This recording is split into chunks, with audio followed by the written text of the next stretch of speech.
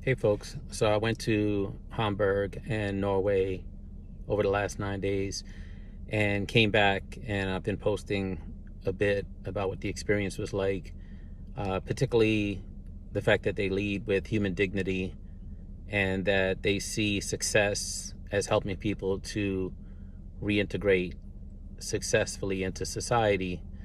Then there are other elements like the actual plant, what their prisons look like. All of their prisons are not as amazing as some of the ones that I posted, but many of them are, and they're committed to facilities that match as much as possible what it would be like to return to society, because they believe that when people return to society, they should return successfully, and they shouldn't be confused about how to do things like grocery shop. For instance, I went to the commissary at one facility, and you literally go in and you shop and you bring it to the cash register and you cash out.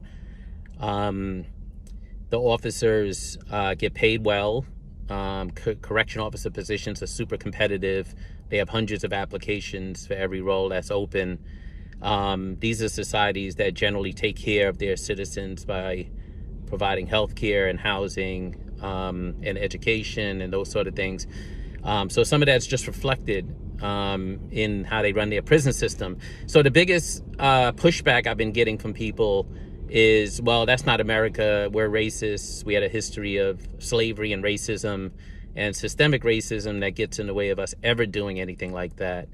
And I'd be the last person to suggest that all of that is not true. However, what I will say, particularly to the people who are like all or none, because I remember when I did the work to close Rikers, they were folks who were like, unless you're going to get rid of every cell in New York, you're the enemy. And this is how the left tends to eat its young, because, when I was at Rikers, there were 22,000 people. The facility is only meant to hold a bit over 14,000. When we started the campaign, there were over 10,000. 2 years later, they were less than 6,000. During COVID, there was less than 3,800. If that's not a step towards abolition, I don't know what is. And then the other thing people say is, well, that's a monolithic society. It's all white people in prison. That's just dumb shit. Like, where are you going to have black people in a country and not have black people in prison? That's just dumb shit. So they have people of color in their prison. They have black and brown people in their prison. And while they may not have the same history of racism that tends to get in the way of white people seeing black people as equals in this country, they do hate their immigrants. Many of the white people there hate the fact that they have immigrants. And, immigrant might be a soft name for people of color. Take it as you will. But my point is larger than that. My point is that they still treat people in prison with human dignity. When they put people in the box, which they rarely do, they don't see it as punishment. They try to do it for the shortest time possible. And in many places, 14 days is the max. In terms of their sentences, in Norway, 21 years is the max. They do have a provision for some of the most serious cases to hold them for 5 years at a time after their time is completed, but they rarely ever do it. In fact, the worst terrorists in Norway got a 21-year sentence. The correction officers are trained, unlike our correction officers who get training for about 6 weeks. In Norway, their correction officers train for a couple of years. And because they don't use weapons in the facility, all they have is the button to press. They don't even have a stick.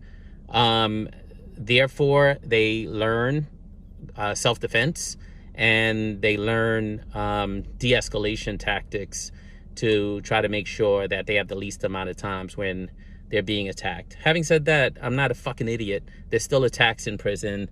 There's still, people in prison who fight each other. There's still correction officers who get attacked. The warden of one prison, I had dinner with him, and he told me someone tried to stab him in the neck just a few weeks ago. So, don't play me for a fucking idiot. And at the same time, cut the fucking dumbass fucking progressive bullshit. It's like all or nothing. All or nothing, get the fuck out of here. That's like saying we could get rid of mass incarceration, but first we got to we got to end racism. That's the kind of bullshit rhetoric that you get from the progressive left that gets in the way of progress. Fuck out of here. While you're sitting there, on your high fucking ideological horse, There's people fucking rotting away in prison in the United States that's looking for some sort of fucking relief. And you know what? Even if we took 10% of what Norway has, 10% of what Hamburg has, even if we took only human fucking dignity, I'll take that. And I would bet that a lot of people I know who I left sitting in prison would do so too. So I hope this video has been informative. I hope it helps you understand my positioning and why I am posting things about this model. And if it doesn't, go fuck yourself.